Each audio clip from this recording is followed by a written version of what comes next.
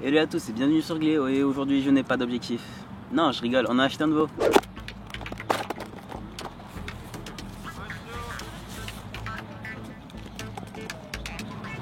Alors voilà, je vous ai vu l'unboxing du nouvel objectif.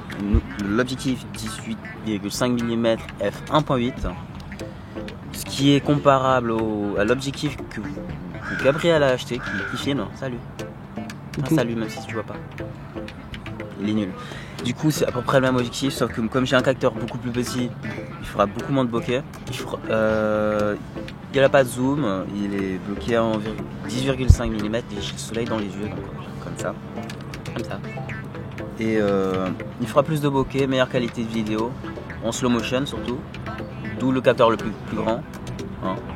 Tu dis si je fais des erreurs, Gabriel? Ouais. Qui ne sera toujours pas en HD, mais en meilleure qualité. Et on va faire des tests. À quoi sert vraiment cet objectif? C'est une bonne question. C'est un 18,5 mm fixe. Donc quel est l'avantage de cet objectif?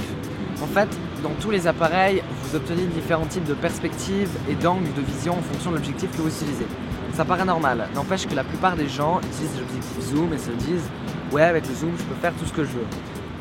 L'intérêt d'utiliser ce 18 mm sur cet appareil-là, c'est qu'au vu de la taille du capteur de cet appareil-là et du 18 mm réunis, ça va donner une perspective et un champ de vision comparable à l'œil humain. Donc c'est plus agréable, ça veut dire que si là je veux prendre une photo de Leandro, il suffit que je fasse ça, sans bouger, et la photo ressemble à peu près à ce que je vois de mes yeux. Donc c'est extrêmement agréable et vous avez moins à réfléchir, est-ce que je zoome plus, est-ce que je zoome moins, et le cadrage sera toujours le plus optimisé. Si vous utilisez un appareil photo APS-C, donc si vous avez un modèle d'appareil photo objectif, tapez sur Google et vous verrez si c'est un APS-C, un DX, un Nikon, D3200, 700D, tout ça c'est APS-C. Je vous conseille d'acheter un objectif 35 mm. Et c'est pour ça que nous sommes dans ce parc aujourd'hui, puisque je ne sais pas si vous vous rappelez, mais il y a un peu plus d'un an, on avait fait la review d'un autre objectif 35 mm pour un autre Nikon qui n'était pas celui-là, et en fait on va se retrouver avec les mêmes caractéristiques. Donc dans la description vous avez un lien vers une vidéo qui date d'il y a un an, qui est plus d'un an, qui a une qualité largement moins bonne, puisque c'est Léo qui avait filmé avec son portable, mais c'est le même type d'objectif. Donc cet objectif, à quoi il sert?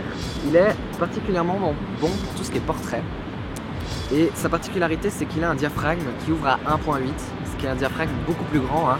Je rappelle que plus le chiffre est petit, mieux c'est, et vu que l'objectif ouvre à 1.8 et que c'est plus grand, ça va permettre de flouter tout ce qui est en arrière-plan beaucoup plus, mais ça va également permettre d'avoir plus de luminosité. Si je peux donner un exemple, Léo a fait deux photos juste avant. Une a été faite à 5.6, c'est donc le diaphragme normal que vous avez avec les zooms que vous avez par défaut de ces appareils, et une image à 1.8. Et vous voyez la différence au niveau de moi, je suis en arrière-plan, et vous voyez que c'est quand même beaucoup plus flou, et ça donne un effet beaucoup plus cinématique. Donc pour faire des cinématiques ou des photos avec un rendu vraiment plus professionnel, bah, c'est exactement ce qu'il vous faut.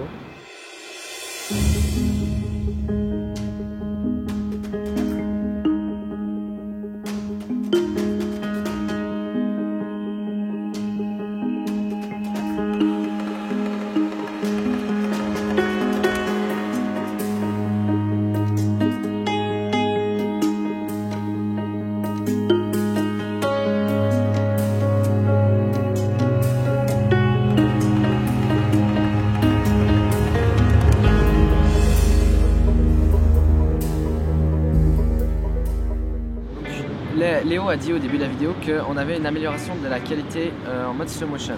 Alors, changer d'objectif ne va pas vous faire passer la vidéo en HD, bien entendu. Les slow motion vont rester dans une résolution assez moisie de 480p ou 360. Donc voilà, de ce côté-là, il n'y a pas un énorme changement. Où est le changement en fait? C'est que de par le fait que l'objectif fait entrer 8 fois plus de luminosité dedans, donc il capture beaucoup plus de luminosité, on va pouvoir baisser les ISO, et quand on baisse les ISO, on gagne en pureté, en couleur et en netteté de l'image. Et c'est assez important, n'est-ce pas? Donc on va faire quelques petits ralentis, Léo va faire quelques petits ralentis, et on va faire quelques petits ralentis pour que vous puissiez voir quelques petits ralentis. Au ralenti.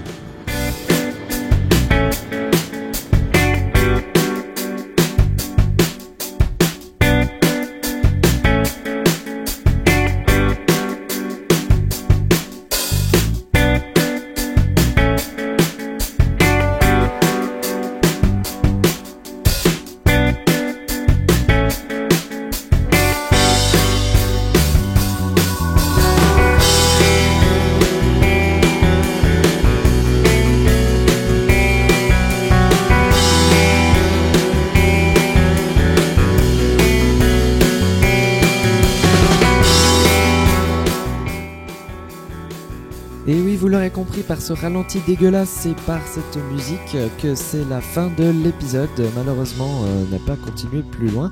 J'espère que ça vous a plu. Pensez à vous abonner car Léo c'est toujours aussi génial. Et puis c'est grâce à Leandro que vous voyez là en train de gesticuler à 15 images secondes.